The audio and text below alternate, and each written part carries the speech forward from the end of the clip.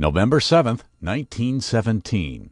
The Bolshevik Revolution takes place in Russia. Forces led by Vladimir Lenin overthrow the provisional government of Alexander Kerensky. What eventually emerges? The Soviet Union, the world's first communist state. 2000. Americans vote in a presidential election whose outcome remains in limbo for more than a month. The race between Republican George W. Bush and Democrat Al Gore hinges on Florida's disputed electoral votes. Bush becomes president after a legal fight that leads all the way to the U.S. Supreme Court. Also that same year, Hillary Clinton becomes the first lady to win public office when she's elected to a U.S. Senate seat from New York.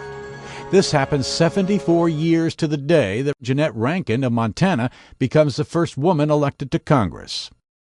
1962. Former Vice President Richard Nixon tells reporters after losing the California governor's race, "As I leave you, I want you to know, just think how much you're going to be missing. You don't have Nixon to kick around anymore because, gentlemen, this is my last press conference." But Nixon makes a comeback just 6 years later when he wins the White House. 1940. In Washington state, what's considered one of the most dramatic failures in bridge engineering. The middle section of the Tacoma Narrows Bridge collapses during a windstorm just 4 months after the suspension bridge opens. No lives are lost because the bridge was already closed to traffic at the time of the collapse. 1918. Those 10 commandments stand.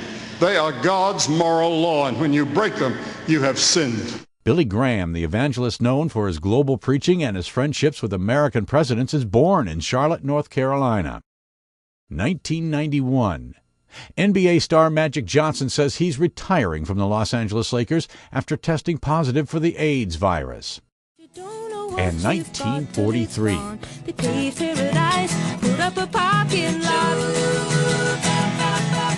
Joni Mitchell, singer and songwriter, is born in Fort Macleod, Alberta, Canada. Today in history, November 7th. Tim McGuire, The Associated Press.